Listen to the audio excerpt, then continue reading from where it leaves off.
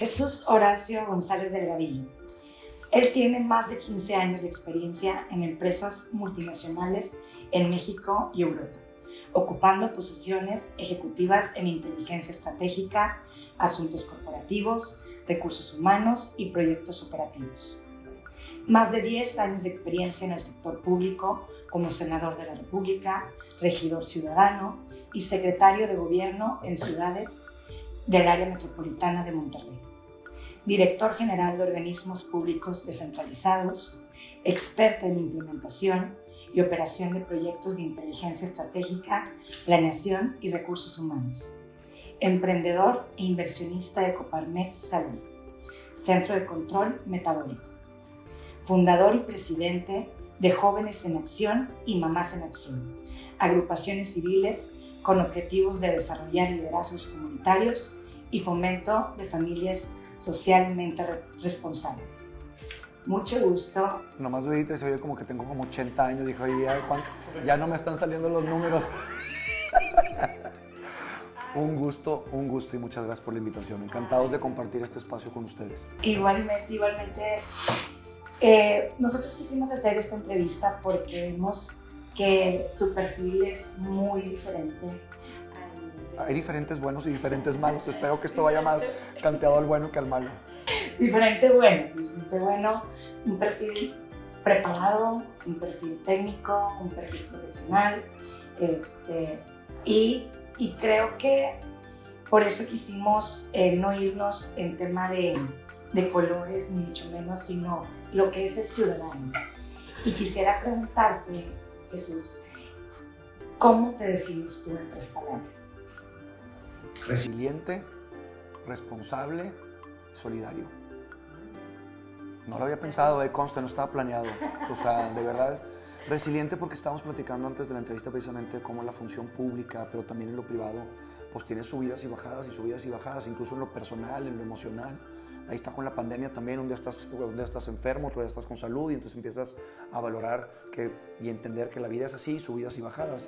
Y hablando de resiliencia, el entender que también es cuestión de incertidumbre en la vida y que no sabes cómo te va a ir el día de mañana, pero tienes que aprender a superar y afrontar. Y creo que tú has sido ese perfil que ha venido pasando por muchos rubros y por eso quiero preguntarte, ¿por qué quisiste entrar en la política si ya tenías una vida hecha y en cargos top en la iniciativa privada? Creo que esta es la primera vez que lo digo públicamente en 10 años. Cuando yo me gradué hace muchos años de la carrera, hice parte de mi servicio social y trabajo comunitario en un municipio. Y entonces me gustó mucho la función pública. Y recién graduado le decía yo a mis papás, mis padres son médicos de profesión, ¿no? Y le decía yo a mi papá, y lo primero que me dijo es, no, prohibido trabajar en el sector público, prohibido meterte en la política. Pues, bueno, tú ni hablar. Y después de eso me fui a trabajar a Vitro, ahí estuve en Vitro 2 años, y luego me fui a trabajar a Cemex, ahí estuve 15 años. Y poquito a poquito, incluso estando yo trabajando en la iniciativa privada, en Cemex particularmente, una de las funciones que yo tenía era inteligencia estratégica y asuntos corporativos. Y inevitablemente cuando tú ves el tema de riesgos, oportunidades y cómo se va manejando la información y la inteligencia, pues tiene connotaciones políticas. ¿Qué está pasando en lo social? ¿Qué está pasando en lo económico? ¿Qué está pasando en lo político? Obviamente, porque afecta a nuestro entorno. O sea, la política afecta a la educación, afecta a la economía, afecta a la salud, todo, finalmente hasta el deporte, ¿no? Entonces, opté, estando yo todavía en Cemex, decían que se estaba haciendo mucho, por ejemplo, en el caso del TEC de Monterrey, la Universidad de Monterrey, la UNI, decían, nos estamos enfocando en tener muy buenos profesionistas para tener muy buenos abogados, muy buenos contadores públicos, pero decían, ¿y los de la política cómo está quedándose atrás? Necesitamos ir desarrollando un talento técnico. Entonces, para hacerles el cuento corto, termino consiguiendo una beca por parte de Cemex para estudiar la maestría en Administración Pública y Políticas Públicas de la primera generación del TEC en algo que se llamó en ese entonces EGAP, que era la Escuela de Graduados en Administración Pública, y luego se cambió al nombre de Transformación Pública. Y yo seguí trabajando en Cemex, pero era la manera de poder entender los 2 idiomas. Era algo así como, voy a entender otro lenguaje. Unos hablan en inglés, otros en español, y cuando tú hablas con la gente en una carne asada, en una reunión, te dicen, es que no le entiendo nada a la política. Y a veces tú platicas con los políticos y te dicen, es que yo no entiendo nada a los empresarios. Entonces me tocó empezar a entender ambas partes. Y azares del destino, me voy a vivir a España 4 años por parte de Cemex.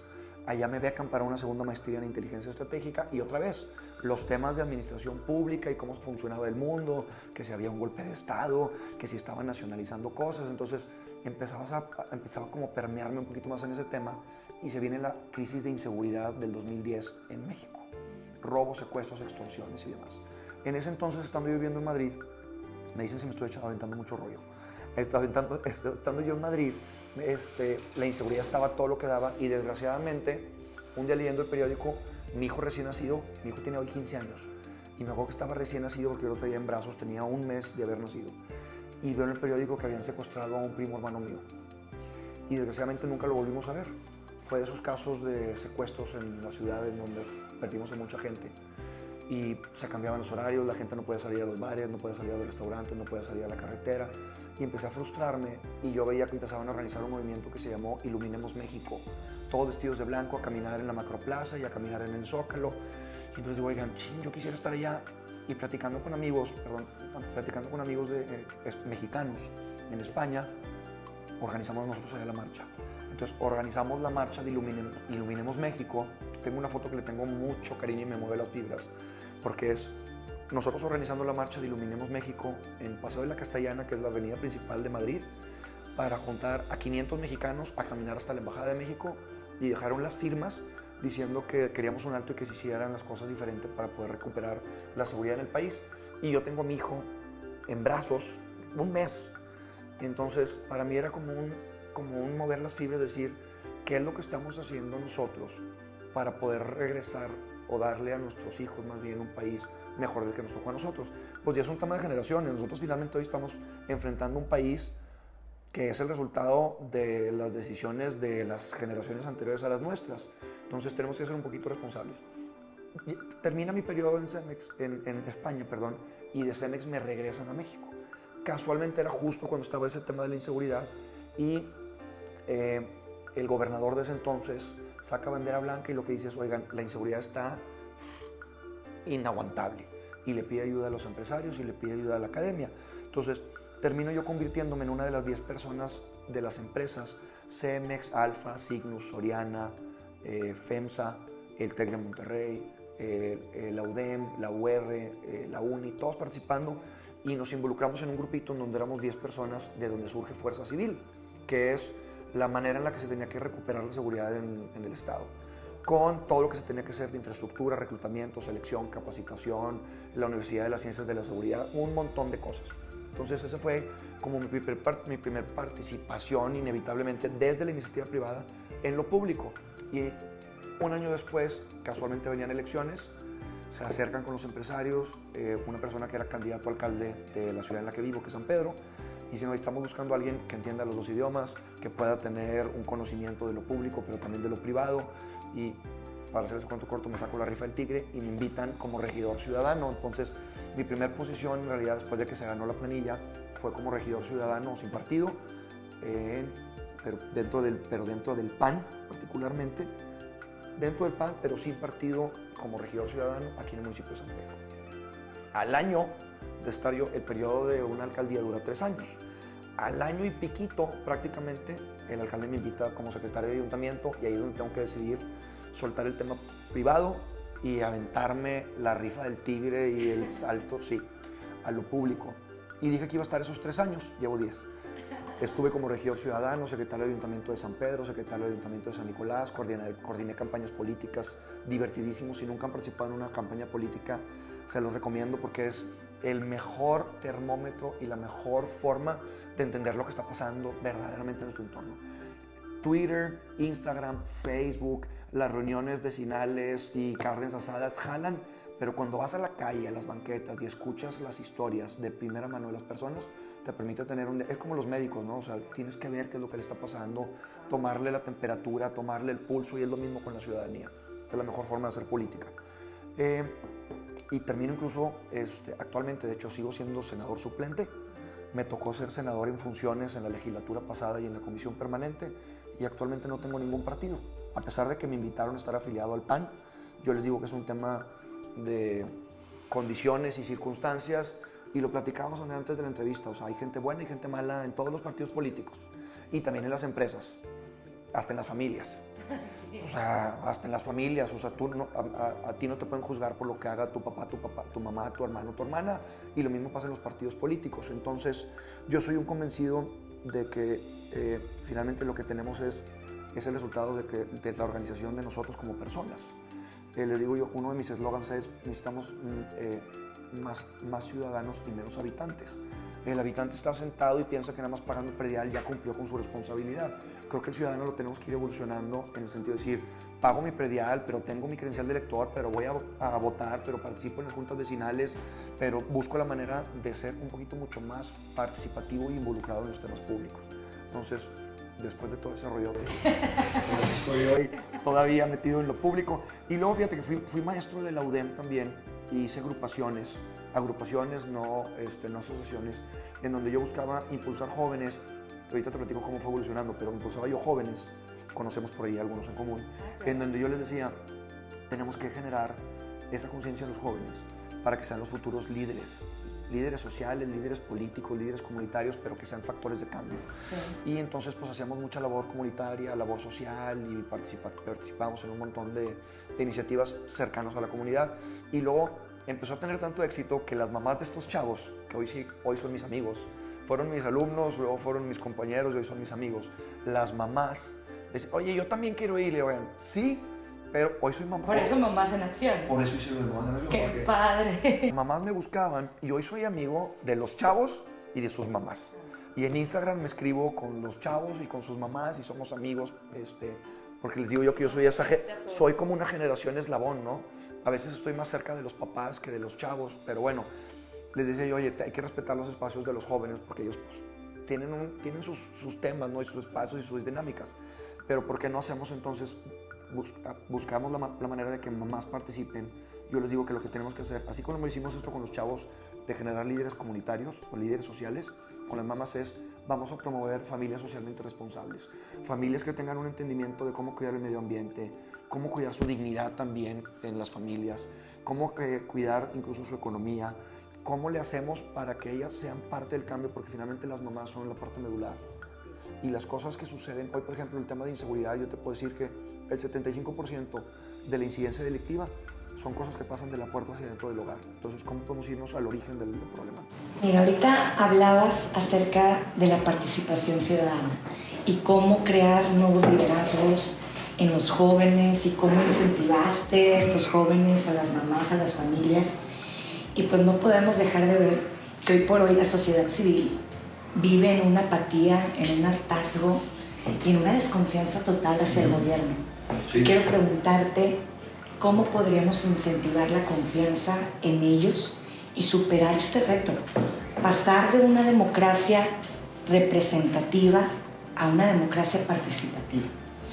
Mira, es un reto bien grande. Yo los últimos 10 años, además de que di clases en la UDEM y después de haber salido de la iniciativa privada y empezando público, me empezaron a invitar mucho a dar conferencias. Y en las conferencias, cuando estaba yo analizando precisamente el contenido que podía hacer el bond con los chavos, les pongo una gráfica. Y esa gráfica es la confianza que hay en las instituciones. Y siempre salían aprobados, teníamos en la gráfica, tenías los verdes aprobados, amarillos más o menos, y los rojos reprobados. Y empezaba yo con la plática diciéndoles: la iglesia, las universidades y los militares siempre aprobados. Bien, bien, bien. Pero ¿sabes quiénes estaban al final? Los políticos, los partidos políticos, los diputados y los senadores. Digo, bueno, es que el problema es que esta es la gente que está tomando las decisiones de tu futuro negocio, de tu futuro empleo, de tu futuro en temas de salud. Entonces, les decía a los chavos que tenemos que, primero que nada, salir de nuestra zona de confort, y lo que nos pasa lo provocamos o lo permitimos. Si como sociedad nosotros somos permisiva y no hacemos absolutamente nada, la ola nos va a llevar a un lugar a lo mejor en donde no quisiéramos. Entonces, ¿cómo podemos hacer que los chavos participen haciéndolos partes de la decisión, pero también entendiendo cuál es la problemática y generando esa conciencia? Desgraciadamente ahorita estamos enfrentando una generación de chavos. Yo soy padre de familia, tengo dos niños de 11 y 15 años, y platicaba con mis amigos el riesgo del alcohol, de las drogas, del tema relacionado con el sexo, de no convertir a un hijo infeliz, porque digo, mi objetivo es que mis hijos sean felices y que los jóvenes sean felices, pero que al mismo tiempo también sean productivos y sean buenos ciudadanos. Si tienes una persona, un hijo o una hija que va a ser feliz, que va a ser productivo y que es buen ciudadano, ya le dimos la vuelta. Y hay algunas fórmulas de educación, cultura, deporte. Pero bueno, más allá de eso, creo que los chavos lo que tenemos que encontrar es la forma de motivarlos a que sean mucho más participativos. Cuando estaba yo en la primaria, en el libro de la SEP, porque estaba yo en una escuela pública, una de las últimas hojas eran 4 imágenes y eran un hombre, un viejito y una señora en un burrito. Y entonces iban los dos, se sube el viejito y dejan a la mujer abajo y pasan 2 ciudadanos y le dicen, oye, qué bárbaros, qué desgraciados, ¿cómo es posible que vaya el viejito arriba en lugar de la mujer? Entonces estos escuchan y se cambian y en la siguiente imagen sale la mujer y el viejito abajo y pasan otros ciudadanos y dicen, ¿cómo es posible que la mujer tenga al pobre viejito caminando abajo? Escuchan y se suben los 2 al burrito. Dicen, ¿cómo es posible que esta señora y este viejito vayan desgraciando al burrito? Se bajan los 2 y dicen, qué bárbaros, qué tontos, ¿cómo es posible que dejen al burrito solo sin usarlo? Nunca vas a tener contentos a todos. Y es bien difícil lograr ese consenso en toda la ciudadanía. Unos somos de ideologías de derechas, de izquierdas, de centro. Nuestra misma ideología va cambiando a lo largo del tiempo conforme vas enfrentando la vida. Pero hay que encontrar la forma en la que los chavos, les digo yo, hay que encontrar una causa. Tú hoy, Andrés, estás enfrentando una causa y tu causa es promover a que los ciudadanos sean mucho más participativos. Hay otros que están buscando cómo promover el medio ambiente, plantar árboles, el cuidado del agua. Entonces, encuentren cuál es su nicho, cuál es su causa, en qué cosas se pueden apasionar y en eso váyanse metiendo, porque al final necesitamos todos de todos. Mira eso. Y creo que también la vida también te va llevando, como comentabas al principio, tú decías, tus papás te decían, nada de gobierno, ¿no?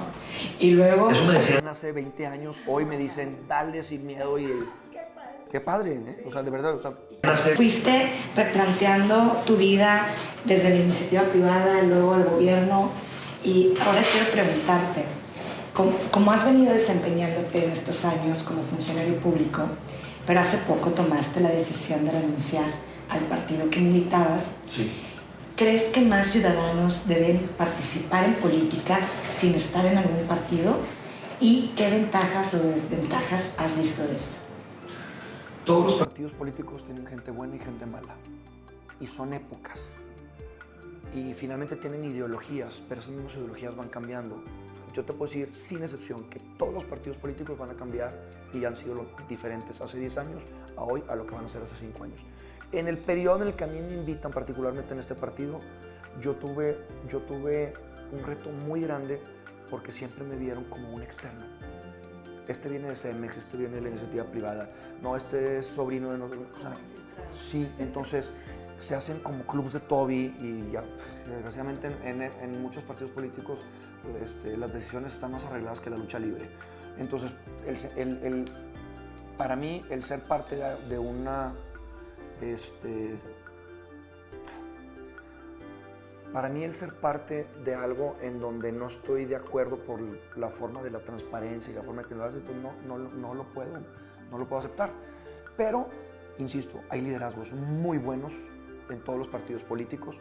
Es más, yo hoy, a pesar de no estar afiliado al PAN, soy muy amigo de Xochitl Gálvez, me pidió ayuda, me pidió que le ayudara a coordinar algunos temas en Nuevo León y dije, sin duda, Miguel, más un tema, no tengo ningún partido, no soy afiliado y con mayor razón. Porque ahorita, precisamente en el tema público de lo nacional, pues va a haber una disyuntiva muy interesante entre si se continúa con la visión de Andrés Manuel López Obrador o si todos juntos, chile, tomate y cebolla, se unen y todos unidos contra Morena, a ver si eso se le puede dar la vuelta. Yo veo fenómenos interesantes en donde veo un despertar ciudadano distinto a hace 3, 6 y 12 años, ¿no? Entonces, no milito en ningún partido político, yo creo en los proyectos, creo en la ciudadanía. Te comentaba antes de la entrevista que antes, cuando tú hacías una encuesta, la gente tomaba la decisión de un voto con base en el partido político 80% y la persona 20%. Ahora es completamente al revés. Prefieren poner por delante a la persona antes que al partido político. Y todos los partidos tienen que reinventarse, ¿eh? Así como nosotros. Yo te puedo decir, hoy que tengo 10 años de estar en la función pública, no soy el mismo de hace 10 años. Vas entendiendo, vas aprendiendo. Tengo un chat con muchos amigos de la maestría en Administración Pública del TEC y empezábamos a platicar, ¿no? Que decían, oye, es que hicieron un puente verde Colosio en Monterrey, ¿y por qué no arreglan primero lo de la Alameda? Y entonces, no, sí lo estamos arreglando. Entonces empieza la discusión y me da mucha risa, porque finalmente todos en algún momento fuimos teóricos. Les digo, cómo la forma en que tomamos decisiones, a pesar de que pasaste por la teoría, hoy que estás en el campo te das cuenta y dices tú, ay, no es tan sencillo y no es lineal. No hay decisiones que son binarias y no es negro y blanco, hay grises. Y tienes que buscar todos desde nuestra trinchera, incluso los que fuimos algún día servidores públicos. Pues la idea es, ¿cómo le haces para tener la menor burocracia posible, la mayor cercanía con la ciudadanía? Y eso, por ende, pues te va a tener que reflejar en buenos resultados. Claro. Y mira, yo tengo 30 años y puedo considerarme joven todavía. Todavía. Muy joven. Acuérdate que los 30 son los nuevos 20. Claro que sí. En estos años de vida yo he escuchado a personas mayores, abuelos, padres, tíos, que me dicen que la corrupción que se vive hoy en estas esferas, y no solamente hablemos de lo público, también en todas las esferas, es mucho más grande que lo que se vivía en sus años. Quizá es un fenómeno de percepción, pero así lo ven ellos. Yo quiero preguntarte si tú consideras ¿qué consideras, más bien, que tenemos que hacer para erradicar la corrupción? Súper fácil. Y les decía yo como analogía, y se lo digo así a los jóvenes, por ejemplo, si tú eres maestro, que a mí ya me tocó ser alumno y ya me tocó ser maestro. Si tú como maestro te acercas al salón y tienes a los alumnos y le dicen, les voy a dejar aquí el examen, no se copien, regreso en 1 hora. Ya sabemos qué es lo que va a pasar. Pero si les dejas el examen y si le dicen, oigan, voy a estar rondando por aquí por el pasillo y me voy a asomar, empiezan a inhibirse un poquito más. Y yo lo que quiero decir, y si estoy aquí, le digo, y no se copien, pero además estoy pasando por cada una de las filas, viéndolo, pues vas disminuyéndolo. ¿Cuál es lo que les quiero decir? A mayor participación ciudadana, mayor transparencia. A mayor transparencia, menor corrupción. En la medida en que nosotros como ciudadanos seamos mucho más participativos y cercanos, vamos a irlo erradicando. Yo creo que hay, Andrea, una cifra negra. Corrupción hay, desgraciadamente. El tema es cómo la puedes ir encapsulando y disminuyendo lo menos que se pueda. Cualquier persona que nos escuche o que nos esté viendo, hagan este ejercicio. ¿Ustedes creen que hay corrupción o no hay corrupción en Europa? ¿Creen que hay corrupción o no hay corrupción en Estados Unidos? ¿Corrupción o no corrupción Pero hay niveles. Y por eso incluso hay indicadores para ver el nivel de corrupción en los países, algo así como el corruptómetro, ¿no? Es el indicador de corrupción de los países. Ese es otro de los indicadores que yo pongo siempre en mis pláticas con los chavos. Como el indicador para mí es cómo México se ha movido a lo largo de los años y si hay una percepción cuando menos de menos o más corrupción. Entonces creo que es un tema que nos afecta muchísimo, creo que es un tema que en la medida, insisto, entre más participación, más transparencia, y entre más transparencia, menos corrupción. Fácil. Ahorita lo dices perfectamente y tuve que apuntarlo porque no se me vaya a ir. Que no se vaya. Creo que parte del que no haya participación es el fenómeno de la corrupción y la gente y la sociedad se esconde en esa apatía y decir, es que no va a cambiar. Pero tú pones ahora sí que la balanza de la otra manera y dices, a ver, pero si participas, eso va a generar más transparencia y va a generar menos corrupción. La tarea está en nosotros. La tarea está en cada uno de nosotros y bien lo dijiste hace unos momentos, dejar de ser habitantes y ser ciudadanos. Sí. Creo que tenemos que ser participativos, pero al final todo se resume en el comportamiento del ser humano. No quiero irme muy profundo ni filosofar, pero en el comportamiento del ser humano es, como coloquialmente dicen, garrote o zanahoria. O sea, es incentivo o es un castigo. Para que nosotros participemos, cuál es el incentivo o cuál es el castigo? Entonces tú platicas con mucha gente y te dicen, no, empresarios muy grandes, exitosos. Yo escuchaba a un cuate que está saliendo de la vida, queriendo salir de la vida privada a lo público, dice, 0 políticos. No, yo creo que sí necesitamos políticos, pero necesitamos políticos buenos. Necesitamos políticos buenos. O sea, el problema no es el político, el problema es el político malo que echó a perder la función. Es como si tú de repente abres el periódico y te das cuenta que un cirujano, no sé, le cobró a una persona por hacerle la cirugía por quitarle el apéndice y no se la quitó. ¡Fuera los médicos! No, ese médico. Entonces, lo que necesitamos son políticos, pero políticos buenos. No es La discusión ahorita, por ejemplo, entre los jóvenes ahorita es la nueva y la vieja política. No, señores, no es la vieja ni la nueva política. Es la buena política y de cómo tenemos que encontrar a la gente que haga bien las cosas. Entonces, incentivos y cómo le hacemos para ver lo del garrote y la zanahoria. Yo les decía que, por ejemplo, yo platico con mis amigos, yo todavía salgo a comer y a cenar y viajar libremente y nadie... O sea, imagínate, perdón, voy a regresarme un punto.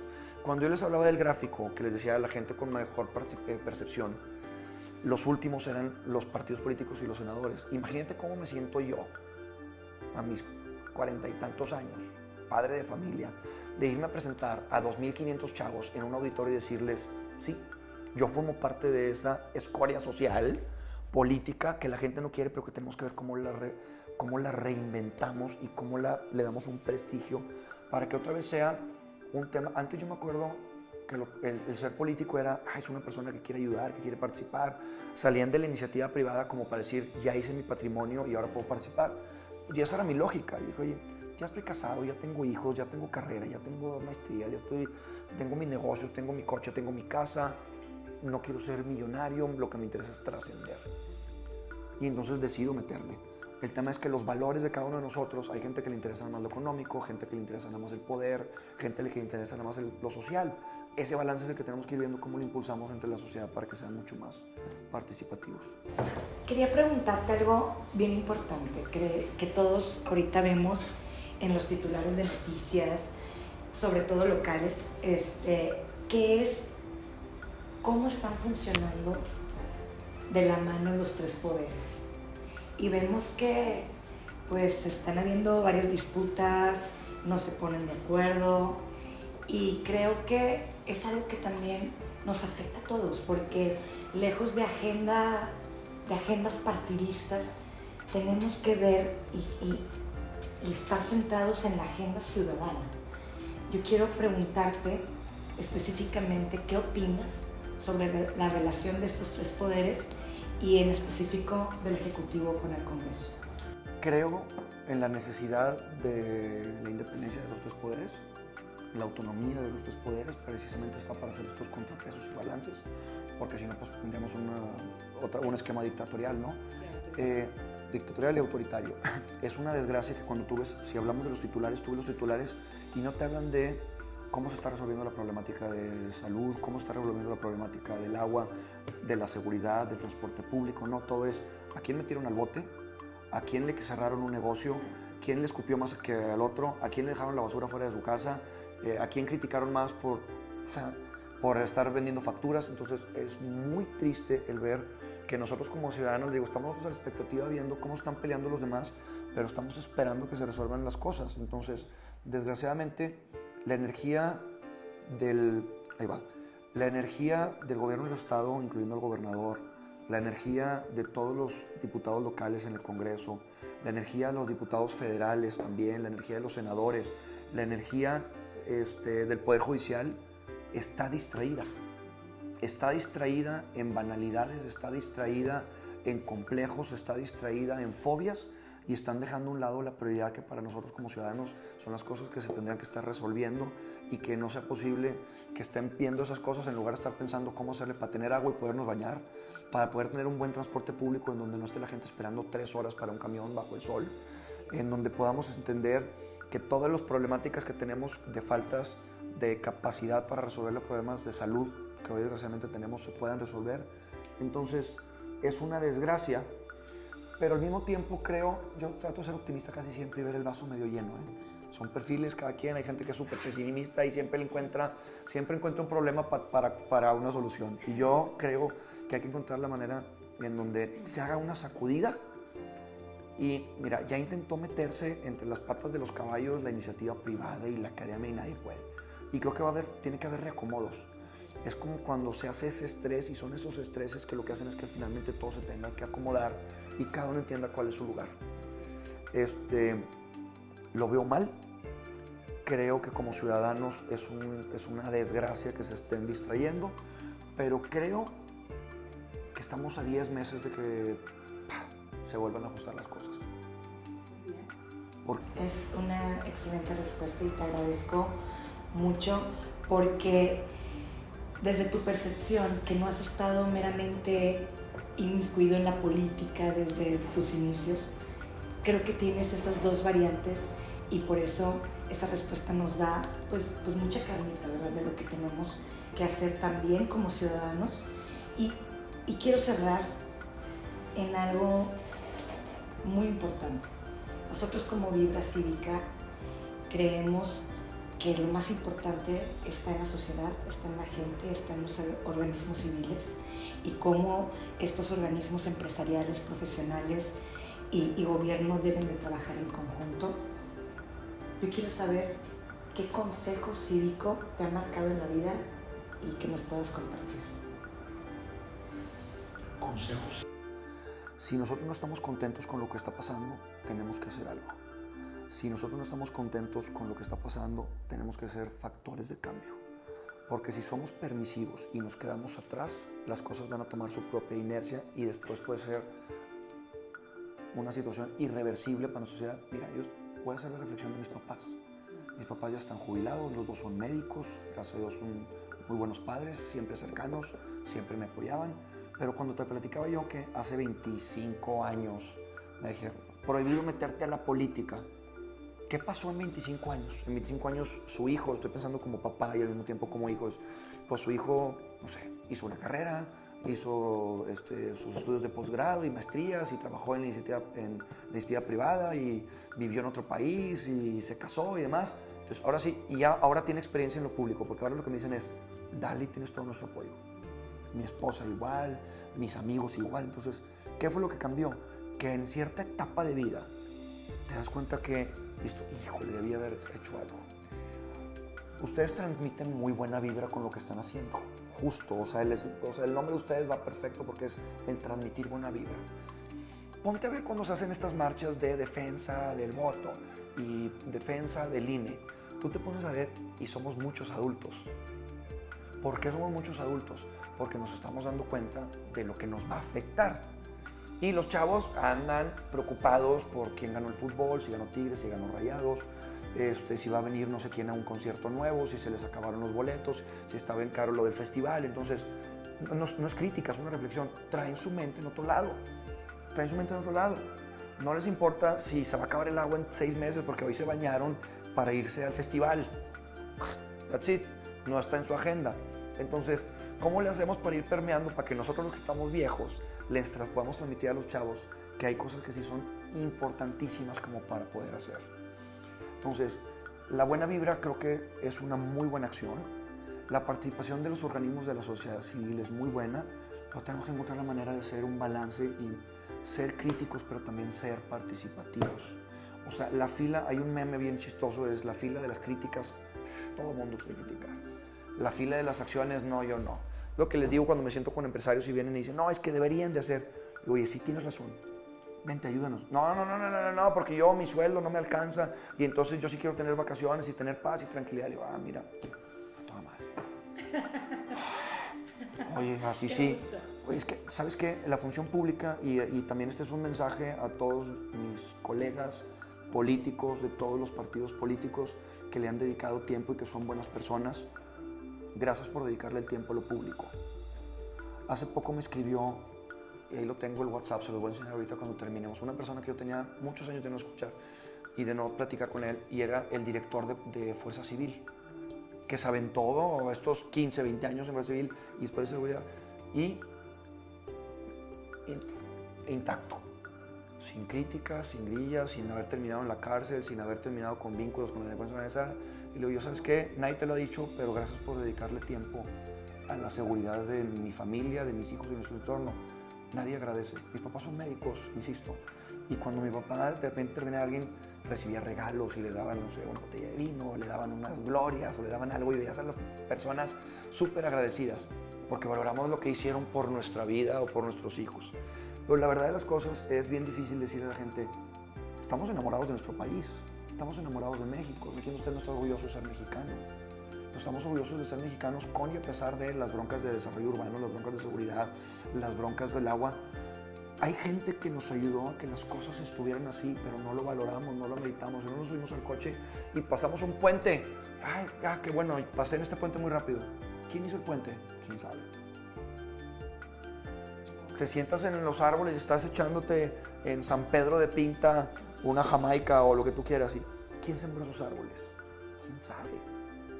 Entonces no hay ese agradecimiento por lo social. Entonces creo que hay que buscar la manera también de que haya un reconocimiento a todas esas personas, colegas, burócratas, políticos, convencidos de que tenemos que hacer las cosas para poder cargar incluso la sociedad que no es participativa, para poder tener un mejor país. Voy a terminar diciéndoles que yo veía una vez una estadística. Imagínate que tú tenías a 10 personas y de esas 10 personas, y esas 10 personas van a representar el 100% de los mexicanos, ¿verdad? Que son 130 millones. Pero vamos a cerrarlo en porcentaje. De estas 10 personas, solamente 7 pueden votar. Pero de esas 7 que pueden votar, solamente van a votar como la mitad. Ya te quedaste en 3.5, vamos a cerrarlo en 4. De esos 4, a veces con el 25% de la votación se decide una cosa. Entonces quiere decir que 2 personas están decidiendo el futuro de 10.